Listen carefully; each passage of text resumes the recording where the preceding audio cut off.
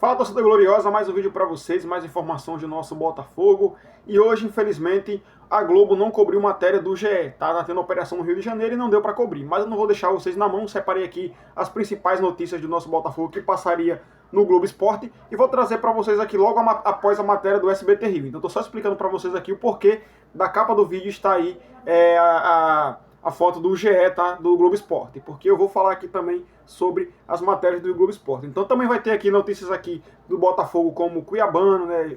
Cara, disputa acirrada pelo Cuiabano, sem falar aí que reforço de nível mundial. Vocês vão entender aqui nesse vídeo, tá, galera? Então eu já volto com vocês. Por favor, acompanhe a matéria e não esqueça de se inscrever, deixar o like e compartilhar também.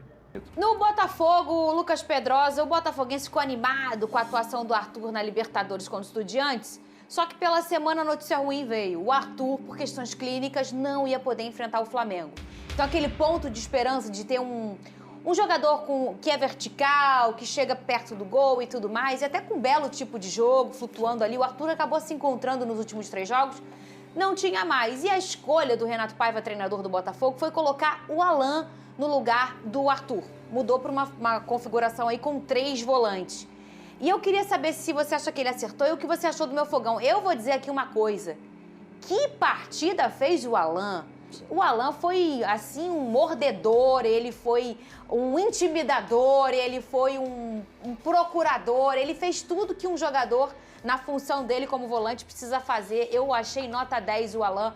Lucas Pedrosa, gostou da atuação dele e gostou do meu fogão, Lucas Pedrosa? Vamos lá, eu acho que no primeiro tempo o Flamengo teve mais controle, teve uma partida tática natural também, porque tá jogando dentro de casa, a verdade é essa, o Maracanã é a casa do Flamengo, então se o Botafogo for olhar projetando a tabela, ele conseguiu um ponto fora de casa contra uma equipe que está disputando o título. Agora, dentro de campo, eu diria principalmente no segundo tempo, o Botafogo teve oportunidades até mais do que o Flamengo. O chute do Marlon, teve uma cabeçada, se não me engano, do Jair também, que foi uma defesa do Rossi. Eu acho que o Botafogo jogou melhor no segundo tempo do que no primeiro. No primeiro, esperou, respeitou muito mais a posse de bola do Flamengo, que foi um pouco mais envolvente, teve mais finalizações dentro da partida. No segundo tempo, apesar da formação diferente, o Botafogo quis jogar, o Botafogo quis vencer a partida e conseguiu escapadas interessantes justamente por conta dessa desconfiguração que a equipe do Flamengo teve. O Alan é um jogador que, além dele ser um cara combativo, como você trouxe muito bem, ele tem habilidade com a bola no pé. Sim, ele não é um cara que só combate, muito pelo contrário, ele é habilidoso, ele está acostumado, mal ou bem, a saber o que é jogar um clássico, porque ele foi criado aqui no Vasco da Gama e teve no Botafogo, é um cara que sabe como é que é jogar isso,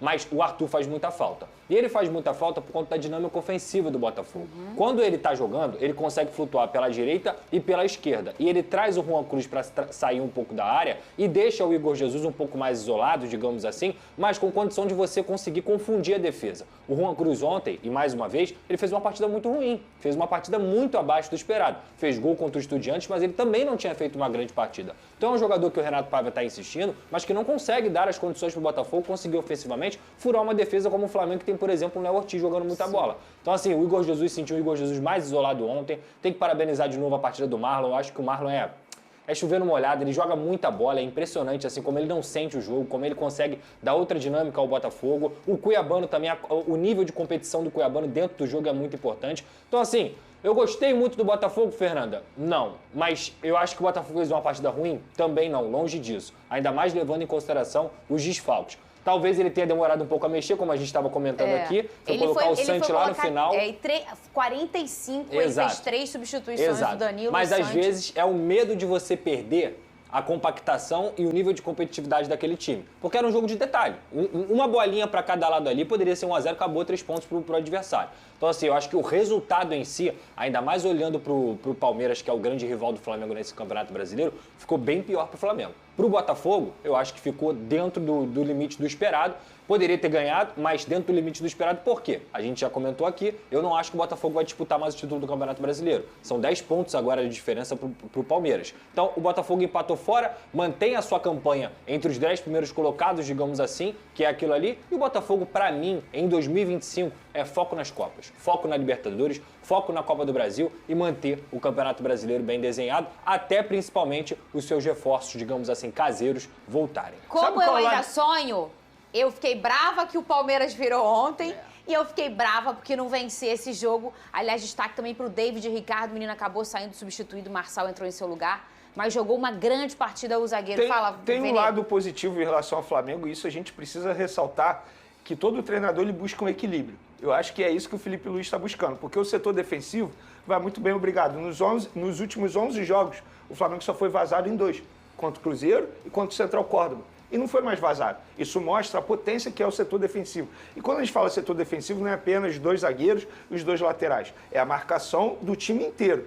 Tá muito bem. Agora, o setor ofensivo, quando tem as oportunidades, acaba não aproveitando da maneira que deveria aproveitar. Você achou ali ontem, ô Vene, que ficou uma lacuna, eu não vou falar, uma lacuna de ideia, de criatividade no meio de campo? Que Total. parecia que tinha um buraco ali sem o Gerson Total. e sem o Arrascaeta também. Por exemplo, né? sem o Gerson, sem o Arrascaeta, ontem a gente pôde ver um Bruno Henrique fazendo essa função, flutuando ali atrás dos atacantes. E, gente, não é a dele.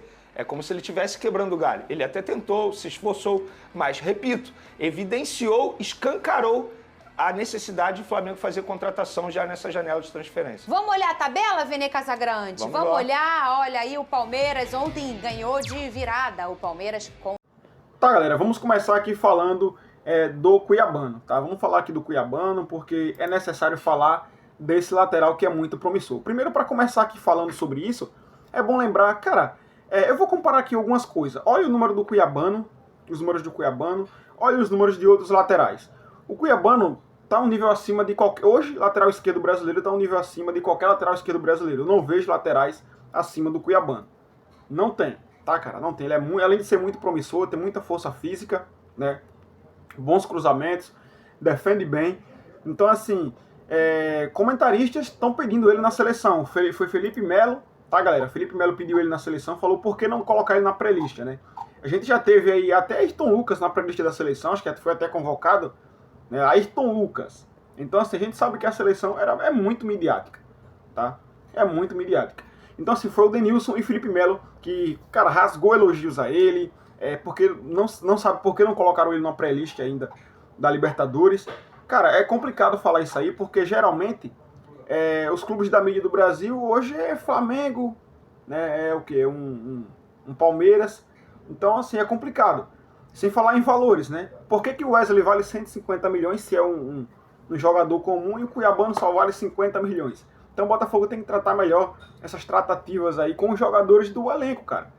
Sem falar dos achados da zaga, né? Que, cara, David Ricardo, muito boas partidas, inclusive saiu ontem com dores na coxa, mas tranquilizou depois, falando que era apenas cansaço. Graças a Deus é só cansaço. Então, assim, eu não... Por exemplo, galera, exemplo não, eu quero falar pra vocês uma coisa. David Ricardo vem jogando boas partidas, mas não é titular do Botafogo ainda, tá? Não é titular do Botafogo, né? Que fique claro. O titular ainda é o Barbosa, mas o David Ricardo está num bom caminho para futuramente aí suprir as necessidades do Botafogo, né? Se continuar fazendo muito bons jogos aí, partidas seguras, tem muito a agregar ainda com o Botafogo, né? Isso que o Botafogo, eu sei que o Botafogo vai vender ele futuramente, porque o planejamento do Botafogo é ter muito mais lucro, tá? Então vamos ver no que vai dar isso aí. Outra coisa, gente, diversos portais aí internacionais falando que Cristiano Ronaldo poderá jogar no Botafogo.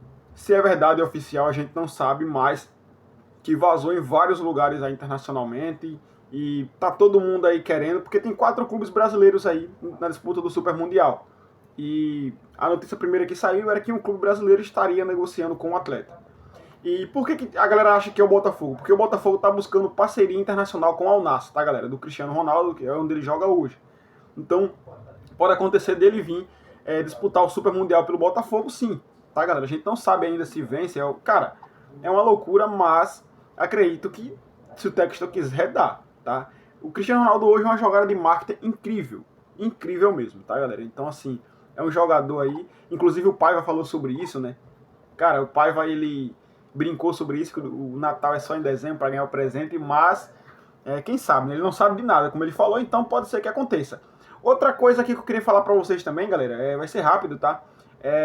Torcedores do Flamengo invadiram o perímetro de botafoguenses fora do Maracanã, tentaram roubar os materiais e adivinha quem foram presos?